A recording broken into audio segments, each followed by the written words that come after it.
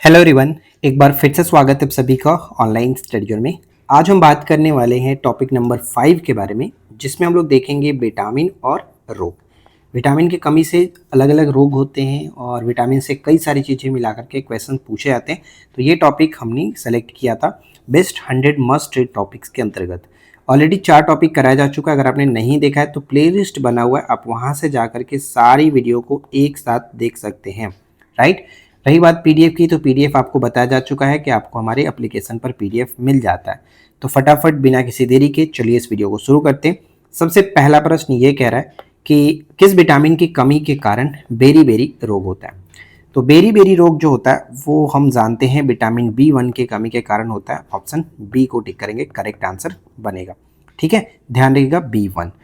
B12 जो है बहुत इंपॉर्टेंट होता है क्योंकि इसे साइनोकोबालामिन के नाम से जाना जाता है और ये कई बार पूछा था कि किस विटामिन में कोबाल्ट होता है। तो विटामिन B12, राइट। तो इंपॉर्टेंट है, ध्यान रखेंगे। आगे हम और भी बहुत सारी चीज़ें जो कि चर्चा करेंगे, तो बस आराम से वीडियो को देखिए। सेकेंड प्रश्न आता है कि सूची 1 में कमी और सूची 2 में विटामिन से सुमेलित करना है। तो चलिए देखते हैं कौन किसके साथ मैच करता है। मसूड़ों से खून आना यानी विटामिन सी की जब कमी होगा तो इस तरह का कंडीशन हमें देखने को मिलेगा। फर्स्ट का सी के साथ मैच होना चाहिए, तो ऑप्शन सिर्फ और सिर्फ एक ही मिल रहा है, फर्स्ट का सी। उसके बाद देखिए हड्डियों का कमजोर होना विटामिन डी की कमी के कारण होता है, यहाँ पे 2 का डी मिलाया गया। जनन शक्ति का कम विटामिन ई होगा और तंत्रिका विकार B1 हो जाता है। तो कुल मिलाकर ऑप्शन ए हमारा सही बनेगा। नेक्स्ट प्रश्न बहुत अच्छा सवाल है, ध्यान रखेंगे। कह रहा है कि कैल्सस इंट्रिसिंट्रिक फैक्टर जो होता है वो किस विटामिन के अवशोषण के लिए आवश्यक है। इसे ध्यान से समझना होगा क्योंकि इससे कई सारे चीज़ें आपको समझना होगा। कैल्सस इंसिंट्रिक जो फैक्टर है जिसे हम लोग CIF के नाम से जानेंगे शॉर्ट में, एक ग्लाइकोप्रोटीन होता है जिसका उत्पादन अमाशय यानी स्टोमच में होता है। स्टोमच की पार्श्व कोशिकाओं द्वारा किया जाता है। यह कैसे कार्य करता है यहाँ पर हम समझते हैं। सबसे पहले तो ये बंधन होता है जब हम भोजन करते हैं, तो विटामिन B12, ठीक है। अब यहाँ पर B12 की बात आई तो सही आंसर बी हो गया, लेकिन ध्यान से समझिए कि ये विटामिन B12 यानी साइनोकोबालामिन पेट में पहुंचता है, यहाँ इसेंट्रिक फैक्टर यानी विटामिन B12 के साथ जुड़ता है, जिसे हम लोग बाइंडिंग यानी बंधन कहते हैं। इसके बाद अगर हम बात करें अवशोषण की बात कर रहा था, तो अवशोषण का मतलब यहाँ पर ये होगा कि जब बी कॉम्प्लेक्स का विटामिन B12 छोटी आंत के अंतिम भाग यानी कि इलियम, अब ये सारी चीज़ें आपको अंतिम भाग हम जब समझाते हैं तो आप हमारे अगर नोट्स में आपको देखने को मिला होगा, बायोलॉजी का जब हमने नोट्स डिजिटली फॉर्मेट में बनाया है, हैंड रिटन नोट्स अच्छे तरीके से, तो उसमें सारी चीज़ें पिक्चर्स के साथ बताया, तो वो आप देख लेना।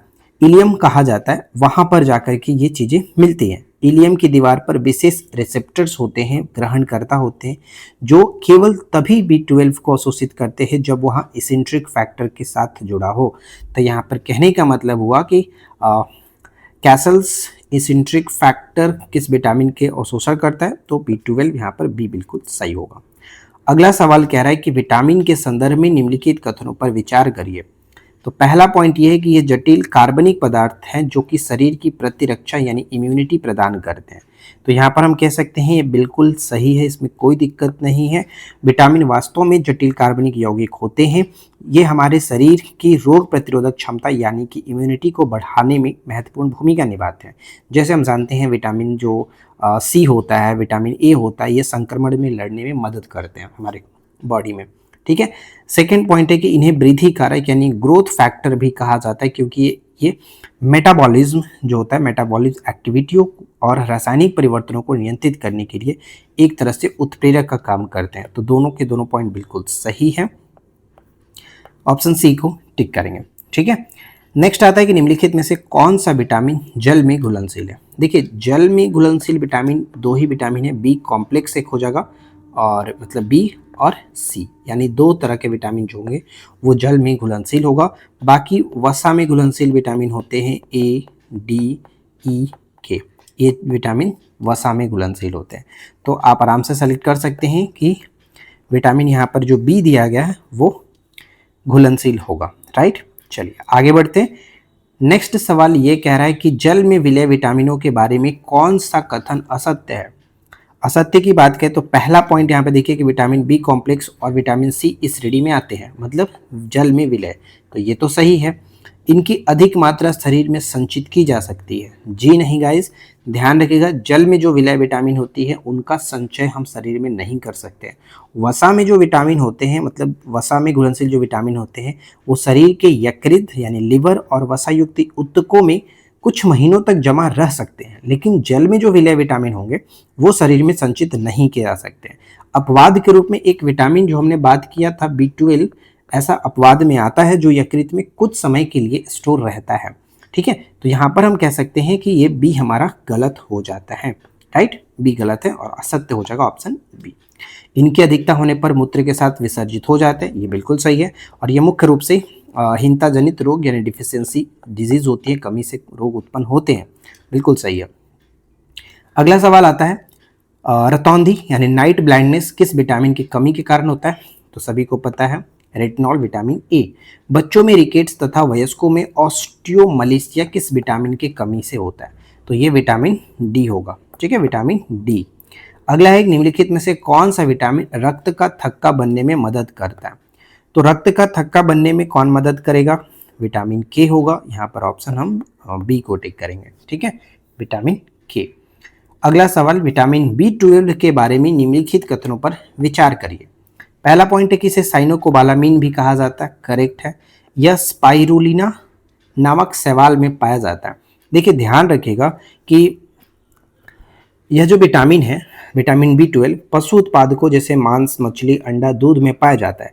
हालांकि ये जो शैवाल है यानी जो स्पाइरुलिना जो है एक तरह का नीला हरा शैवाल है, इसे विटामिन B12 के एक महत्वपूर्ण गैर पशु स्रोत के रूप में जाना जाता है। मतलब शाकाहारियों के लिए ये विटामिन एक अच्छा पूरक हो सकता है, ठीक है, शाकाहारी के लिए ये इस विटामिन का इस्तेमाल कर सकते हैं, ये करेक्ट है। इनकी कमी से प्राणसी रक्त अल्पता, यानी कहने का मतलब ये हुआ कि अगर बॉडी में B12 की कमी होती है तो रक्त अल्पता की स्थिति हो जाती है। इस स्थिति में शरीर में जो स्वस्थ आरबीसी कोशिकाएं होती हैं वो भारी कमी हो जाती है, जिसके कारण क्या होता है कि शरीर विटामिन B12 को अवशोषित नहीं कर पाता है। तो कहने का मतलब यहाँ पर तीनों के तीनों पॉइंट बिल्कुल सही है, इस वजह से ऑप्शन डी को टिक करेंगे, ठीक है, D will be right answer. Next सवाल देखिए, कह रहा है कि विटामिन ई की कमी से कौन सा रोग हो सकता है? विटामिन ई को सबसे पहले ध्यान रखेंगे, इसे हम किस नाम से जानते हैं? इसे कहा जाता है टेकोफेरॉल, ठीक है, टेकोफेरॉल कहा जाता है। और यहाँ पर जनन क्षमता में कमी देखने को मिल सकता है, ऑप्शन सी। साथ ही साथ ये याद रखिएगा, इसे सौंदर्य विटामिन यानी ब्यूटी विटामिन के नाम से भी जाना जाता है, अत्यंत महत्वपूर्ण है हमारे शरीर के लिए।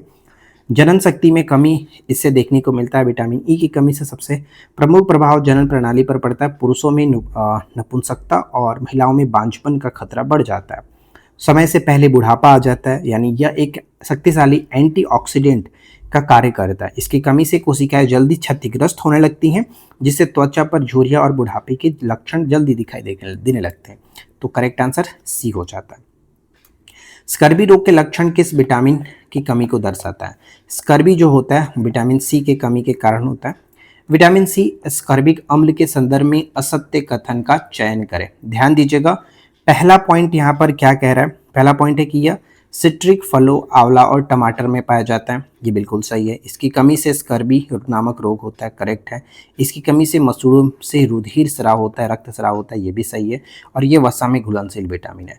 वसा में घुलनशील मैंने आपको बताया कि ए होता है, डी होता है, ई होता है, की होता है, ठीक है, ए डी ई के होता है। जल में घुलनशील बी और सी होते हैं, तो यानी सी जो है वो जल में घुलनशील होगा, तो ऑप्शन डी गलत है और हमें असत्य बताना था, तो डी को टिक करेंगे, राइट। विटामिन B12 कौन सी धातु पाई जाती है? तो ध्यान रखेंगे B12 में कोबाल्ट पाया जाता है, इसे साइनोकोबालामिन के नाम से जानते हैं। पेलाग्रा रोग किस विटामिन की कमी से होता है? तो पेलाग्रा जो होता है नियासिन यानी B3 की कमी से होता है, ऑप्शन ए बिल्कुल राइट आंसर बनेगा। पेलाग्रा है, पेलाग्रा नियासिन विटामिन के कमी के कारण। अगला है कि वसा में विलय विटामिनों के समूह को पहचाने। वसा में जो होता है वो ADE के होता है, ADE के, यहाँ पर ऑप्शन बी हो जाएगा। विटामिन B2 का दूसरा नाम क्या है? B2 का दूसरा नाम क्या होता है? तो ध्यान रखिएगा राइबोफ्लेविन, राइबोफ्लेविन। थायमिन B1 को कहते हैं, ये इंपॉर्टेंट है, और B2 को यहाँ पर राइबोफ्लेविन के नाम से जाना जाता है। घातक एनीमिया किस विटामिन की कमी से होता है? पर्नीशियस जो एनीमिया है वो B12 की कमी के कारण होता है, ऑप्शन बी। विटामिन ए जिसे रेटिनॉल कहते हैं, इसकी कमी से होने वाले रोग के संदर्भ में विचार करना है। पहला पॉइंट है कि रतौंधी नाइट ब्लाइंडनेस, जिसमें शाम को कम दिखाई देता है, बिल्कुल सही है। जीरोफथेल्मिया एक आता है जिससे कॉर्निया की कठोरीकरण होता है। तो कह सकते हैं दोनों के दोनों पॉइंट बिल्कुल सही है, एक और दो दोनों करेक्ट होगा, राइट। अगला आता है कि विटामिन डी की कमी से होने वाले रोगों के युग्म पर विचार करिए। देखिए, विटामिन डी की कमी से हमने ऊपर में भी देखा था कि बच्चों में रिकेट्स होता है और वयस्कों में ऑस्टोमलेशिया हो जाता है, तो यहाँ पर भी दोनों करेक्ट है, सी करेक्ट आंसर बनेगा। अगला है कि होठों का फटना, चियोलिसिस कहते हैं इस इंग्लिश में, किस विटामिन की कमी का संकेत है? होठ का जो फटना होता है, यहाँ पर याद रखिएगा, ये विटामिन B2 के कारण यानी राइबोफ्लेविन की कमी के कारण देखने को मिलता है। किलोसिस, ठीक है, चिलोसिस कह सकते हैं, किलोसिस कह सकते हो, एक्चुअली किलोसिस ही होगा। किलोसिस B2 याद रखना है, राइट। फॉलिक एसिड किस विटामिन का रासायनिक नाम है? फॉलिक एसिड, तो फॉलिक एसिड जो है वो B9, राइट, B9 का ऑप्शन बी हो जाएगा। एर्गोकैल्सीफेरॉल, एर्गोकैल्सीफेरॉल क्या है? तो ये बहुत अच्छा सवाल है। देखिए, कैल्सीफेरॉल जो है विटामिन डी को कहते हैं, और डी को दो भागों में देखने को मिलता है, एक आता है D2 और एक आता है D3। तो D2 जो है इसे हम लोग कहते हैं एर्गो कैल्सीफेरॉल, यहाँ पर D2 हो जाएगा। और D3 जो होता है इसे एक अलग नाम दिया जाता है, वो कोले कैल्सीफेरॉल दिया जाता है, ठीक है, कोले कैल्सीफेरॉल, कोले कैल्सीफेरॉल, राइट। तो ये नाम याद रखिएगा, कोले कैल्सीफेरॉल जो कहेगा तो D3 को, और एर्गो कैल्सीफेरॉल D2 को कहते हैं। क्लियर। अगला प्रश्न, विटामिन ई जो है टेकोफेरॉल के स्रोतों और कार्यों के बारे में असत्य कथन को चुनना है। यह सब्जियों के तेल और अंकुरित जो गेहूं होते हैं उसमें पाया जाता है, बिल्कुल सही है। इसकी कमी से प्रजनन विफलता हो सकती है, ये भी सही है। इसकी कमी से आरबीसी की भुरभुरेपन में वृद्धि होती है, ये भी सही है। तो यहाँ पे कोई भी गलत नहीं है, उपरोक्त सभी के सभी सही है, ऑल करेक्ट, राइट। नेक्स्ट है कि साइनोकोबालामिन जो है वो कौन सा होगा? Vitamin B12, cyanocobalamin. Burning fit syndrome किसे कहते हैं? बर्निंग फिट सिंड्रोम किस विटामिन की कमी से होता है, याद रखिएगा। ये बहुत अच्छा सवाल है, B5 यहाँ पर बिल्कुल सही होगा, B5 बर्निंग फिट सिंड्रोम। अब इसमें थोड़ा सा आपको समझना होगा, मैं आपको बताता हूँ। विटामिन B5 का रासायनिक नाम तो पेंटाथॉनिक एसिड आप जानते ही होंगे, और ये जो नाम दिया गया है पेंटोस, ठीक है, पेंटोस यानी ये याद रखिएगा, पेंटोस से आया, जिसका अर्थ होता है हर जगह, क्योंकि यह जो विटामिन है लगभग सभी खाद्य पदार्थों में देखने को मिलता है। इसका मतलब होता है हर जगह, हर जगह ये विटामिन हर खाद्य पदार्थ में देखने को मिल जाता है। बर्निंग फिट सिंड्रोम है क्या, इसके बारे में समझते हैं। देखिए, इस स्थिति में क्या होता है कि व्यक्ति के पैरों के तलवे में तेज जलन होता है, सुई चुभने जैसी अनुभूति हमें देखने को मिलता है, और अत्यधिक गर्मी महसूस होती है। इसका कारण होता है B5 को मतलब बी जो विटामिन B5 है को एंजाइम ए के निर्माण के लिए आवश्यक है, और वसा और कार्बोहाइड्रेट के मेटाबॉलिज्म में मदद करता है। इसकी कमी से तंत्रिका तंत्र यानी नर्वस सिस्टम प्रभावित होता है, और जिससे पैरों में जलन महसूस होता है। तो बस आपको ये इतना याद रखना है कि बर्निंग फिट सिंड्रोम B5 को कहते हैं। टेकोफेरॉल किस रसायन का मतलब किस विटामिन का रासायनिक नाम है? तो ई टेक के रख ले बा, ई टेक के रख ले बा, टेकोफेरॉल। कौन सा विटामिन शरीर में भंडारित नहीं होता है और मूत्र के साथ उत्सर्जित होता है?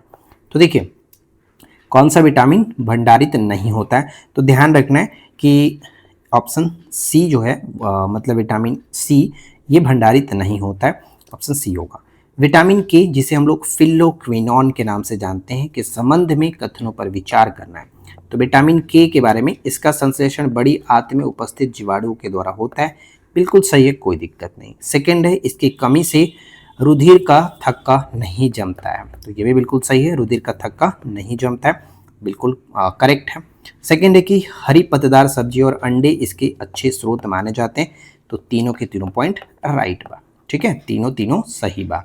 अगला पॉइंट देखिए, निम्नलिखित में से कौन सा विटामिन अपूर्णता रोग यानी डिफिशियंसी डिजीज से सुरक्षा प्रदान करता है?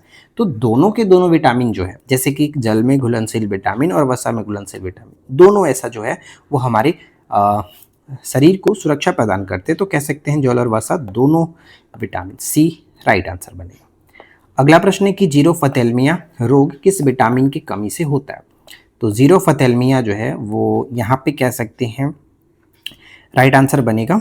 अच्छा देखिए, ये तो आंसर ए हो जाएगा, कोई दिक्कत नहीं, लेकिन इसके थोड़ा सा हम यहाँ पे एक चीज़ समझाना चाहता हूँ। देखिए विटामिन के बारे में हम जब बात कर रहे थे तो एक पॉइंट ध्यान रखिएगा, थोड़ा सा बात कर लेते हैं, क्योंकि हो सकता है जैसे हमने D2 के बारे में D2 D3 देखे था, उसी तरह से एर्गो कैल्सीफेरॉल कहते हैं, यहाँ पर D3 को कोले कैल्सीफेरॉल कहते हैं।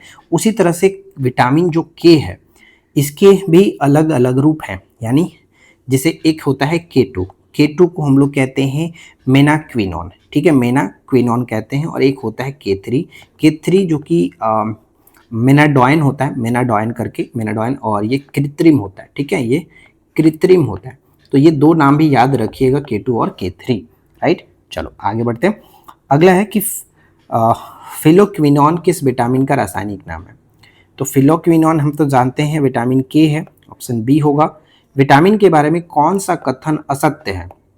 देखिए विटामिन ऊर्जा के स्रोत नहीं होते हैं, यहाँ पर अगर हम बात करें तो ये सही है, विटामिन ऊर्जा के स्रोत नहीं है, वो हमारे शरीर में एक तरह से प्रतिरक्षा प्रणाली के रूप में कार्य करते हैं और ये मेटाबॉलिज्म को नियंत्रित करते हैं।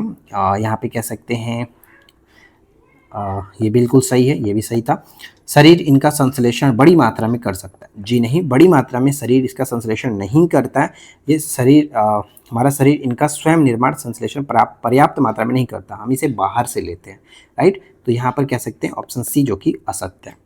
और इसकी कमी से विशिष्ट रोग होते हैं, बिल्कुल सही है। मछली के यकृत तेल से कौन सा विटामिन प्रचुर मात्रा में पाया जाता है। तो मछली के तेल से ए और डी दोनों देखने को मिलता है। पॉलिश किए हुए चावल खाने से कौन सा रोग होने की संभावना होती है। तो पॉलिश युक्त अगर चावल खाया जाता है तो ध्यान रखिएगा कि चावल के दानों की ऊपरी परत में विटामिन B1 यानी जो थायामीन है वो होता है, और थायामीन यानी B1 जो है थायामीन होता है। और पॉलिशिंग की प्रक्रिया में जब चावल को पॉलिश किया जाता है तो इसकी ऊपरी भूरी परत और भ्रूण जो होता है वो निकल जाते हैं। इसके साथ ही चावल में मौजूद जो हमारा लगभग 80 से 85% विटामिन B1 जो होता है वो नष्ट हो जाता है, और नष्ट होने का मतलब है कि बेरी डेफिनेटली होगा, B1 की कमी से बेरी, ऑप्शन बी। अगला सवाल, सूची 1 विटामिन दिया गया, सूची 2 कमी से होने वाले रोग सुमेलित करना। जैसे B1 से बेरी बिल्कुल सही है, BC से स्कर्बी होता है, और ए से रतौंधी होता है, डी से रिकेट्स होता है, यानी सब कुछ अच्छे से मिलाया गया, तो कह सकते हैं उपरोक्त सभी अच्छे से मिला है। गोल्डन राइस में कौन सा विटामिन प्रचुर मात्रा में होता है। तो देखिए गोल्डन राइस की अगर हम बात कर रहे हैं तो यहाँ पर प्रचुर मात्रा में विटामिन ए देखने को मिलता है, ऑप्शन बी होगा। प्रसव के दौरान अत्यधिक रक्तस्राव किस विटामिन की कमी के कारण हो सकता है। तो विटामिन के की कमी के कारण हो सकता है, ऑप्शन ए होगा। अब देखिए सूची 1 में रासायनिक नाम है, सूची 2 में विटामिन है, सुमेलित करना है। तो रेटिनॉल विटामिन, यहाँ पे रेटिनॉल विटामिन ए को कहते हैं। डी एक फर्स्ट का डी के साथ कहाँ मिल रहा है, यहाँ पर भी है, यहाँ पर भी है। थायामीन जो है वो आपका विटामिन B1 है, तो बी का 2 का सी मिलेगा, 2 का सी यहाँ पर मिल रहा है, तो कह सकते हैं ऑप्शन ए होगा। टेकोफेरॉल ये टेक के रख ले भाई, याद रख लीजिए। और फेलोक्विनोन तो हमने कई बार बात कर ही लिया। अगला देखिए एंटी स्टेरिलिटी विटामिन किसे कहते हैं। एंटी स्टेरिलिटी विटामिन किसे कहा जाता है, यानी कि कहने का मतलब हुआ, या फिर इसे हम बांझपन रोधी विटामिन किसे कहते हैं, तो ऑप्शन सी हो जाएगा, विटामिन ई को कहा जाता है। अगला सवाल नेक्स्ट कह रहा है कि किस विटामिन को हार्मोन भी कहा जाता है। देखिए होता एक्चुअली ये है, अच्छा यहाँ पर मैं थोड़ा सा आपको और बताना चाहूँगा। देखिए विटामिन जब ई की हम बात कर रहे हैं, चर्चा कर रहे हैं, तो और अच्छे से बात कर लेते हैं प्रजनन क्षमता के बारे में, कि यह विटामिन जो है प्रजनन प्रणाली को स्वस्थ रखने में मदद करता है, और इसकी कमी से पुरुषों में शुक्राणुओं की कमी और महिलाओं में गर्भपात या फिर बांझपन का खतरा बढ़ जाता है। और एंटी ऑक्सीडेंट विटामिन है, और साथ ही साथ हमने बात किया था पहले भी कि ब्यूटी विटामिन के रूप में भी जाना जाता है, क्योंकि इसे त्वचा और बालों के लिए फायदेमंद होने के कारण इसे ब्यूटी विटामिन भी कहा जाता है। ठीक है, ध्यान में रखिएगा। चलिए आगे देखते हैं। नेक्स्ट यहाँ पे कि किस विटामिन को हार्मोन कहा जाता है। तो विटामिन डी यहाँ पर हार्मोन के रूप में जाना जाता है, क्योंकि यह स्वयं संश्लेषण होता है। अन्य विटामिनों को मुख्य रूप से भोजन से प्राप्त करना पड़ता है, जबकि विटामिन डी शरीर में ही बनता है, जो कि हार्मोन का एक गुण है। ठीक है, मतलब एक तरह से पूरी तरह से शरीर में नहीं बनता, हम इसे बाहर से इसे भी लेते हैं, लेकिन एक तरह से कहीं ना कहीं शरीर में बनता है। ठीक है, तो ऑप्शन डी होगा। नेक्स्ट है कि असत्य कथन का चयन करें। देखिए, असत्य कथन बताना, पहला पॉइंट, विटामिन सी को गर्म करने पर नष्ट हो जाता, सही है। विटामिन डी का निर्माण त्वचा में होता है, ये सही है, क्योंकि जब हम सूर्य का प्रकाश लेते हैं तो वैसे भी हमारे शरीर में इसका निर्माण हो जाता है। विटामिन बी 12 केवल पादप उत्पादों में पाया जाता है, केवल पादपों में नहीं पाया जाता, यहाँ पर ये गलत है। हमने स्टार्टिंग में भी बात किया था कि विटामिन बी 12 है प्राकृतिक रूप से केवल जंतु मूल के खाद्य पदार्थों जैसे मांस, मछली, अंडा और दूध में पाया जाता है। सामान्यतः पौधों या फलों में ये नहीं होता है। अपवाद के रूप में हमने बात किया था स्पाइरुलिना जैसे कुछ जो नीला हरा शैवाल है उसमें पाया जाता है। ठीक है, तो यहाँ पर कह सकते हैं ऑप्शन सी गलत है, राइट। और विटामिन के आंत के बैक्टीरिया द्वारा निर्मित होता है, ये तो सही है ही। अगला है कि विटामिन बी 7 का दूसरा नाम क्या है। देखिए, बी 7 का दूसरा नाम होता है विटामिन एच। बी 7 को हम लोग बायोटीन के नाम से जानते हैं, ये ध्यान रखिएगा, बायोटीन कहा जाता है। और विटामिन एच इसे अलग तरीके से भी कहते हैं। अगला है कि परनीसियस जो है, परनीसियस एनीमिया शरीर के किस विटामिन को अवशोषित नहीं कर पाता है। ये ऑलरेडी हमने प्रश्न देखा था, एनीमिया जो है बी 12 की अगर कमी होगा तो प्रॉब्लम होता है। Option B. किस विटामिन की कमी से देखिए, वहाँ पर हमने कोलेसिस देखा था और यहाँ पर चेलोसिस लिखा गया, तो कुछ भी बोला जाता है तो बस ध्यान में रखो कि मतलब क्या होता है। या फिर विर्धक रोग होता है, मतलब ओठों का फटना इस तरह से आता है कि किलोसिस या फिर चेलोसिस कह सकते हो। एक ऐसी स्थिति है जिसमें होठ फटने लगते हैं और मुंह के कोने में दरारें आती हैं, तो ये होता है बी 12 की कमी के कारण, थायमीन की कमी के कारण। ठीक है, थायमीन के कमी के कारण। और इसके बाद आगे देखें, विटामिन बी 12 का प्रमुख जो स्रोत है स्पाइरुलिना, क्या होता है। तो ये मैंने आपको बताया था, स्पाइरुलिना क्या होता है, नीला हरा शैवाल, एक तरह से यहाँ पर ऑप्शन बी बनेगा। ठीक है, शैवाल होता है, ऑप्शन बी को टिक करेंगे, राइट। अगला प्रश्न है कि हाइपर विटामिनोसिस या फिर विटामिन की अधिकता का खतरा किन विटामिनों के साथ अधिक होता है। तो मेनली ये जो खतरा देखने को मिलता है ए और डी के साथ देखने को मिलता है, ऑप्शन बी। विटामिन के सामान्य परिचय के बारे में क्या सत्य है। तो ये ऊर्जा प्रदान करने वाले मुख्य स्रोत है, जी नहीं, विटामिन ऊर्जा प्रदान नहीं करता, ये ध्यान रखिएगा। और शरीर में इसकी सूक्ष्म मात्रा की आवश्यकता हमें पड़ती है, तो यहाँ पर कह सकते हैं केवल और केवल बी सही है, बी को टिक करेंगे। तो कुल मिलाकर इतने सारे प्रश्न बन सकते थे। और क्यूज का प्रश्न यहाँ पर यह है कि देखिए, रुधिर स्राव की स्थिति किस विटामिन की कमी से उत्पन्न हो सकती है, ये आपको कमेंट करके बताना है। देखते हैं कितने लोग इसका सही आंसर बताते हैं। वीडियो कैसा लगा नीचे कमेंट करके जरूर बताएं। वीडियो पसंद आया हो तो लाइक एंड शेयर जरूर करना। चैनल पर पहली बार अगर आप आए तो सब्सक्राइब करके नोटिफिकेशन बेल आइकन को ऑल पे सेट रखिए। सही रही बात पीडीएफ की, तो पीडीएफ आपको हमारे एप्लीकेशन पर डाला जा रहा है सभी एक्सप्लेनेशन के साथ, तो आप एप्लीकेशन पर जा करके बिहार एसआई का जो सिलेक्शन बैच है आप उसे ज्वाइन कर सकते हो, जिसमें सभी नोट, सभी पीडीएफ, सब कुछ आपको एवरीथिंग एक जगह मिल जाएगा, राइट। तो आज की इस वीडियो में इतना ही फ्रेंड्स, मिलते हैं नेक्स्ट वीडियो में नए टॉपिक के साथ। Thanks for watching, keep learning, have a good day.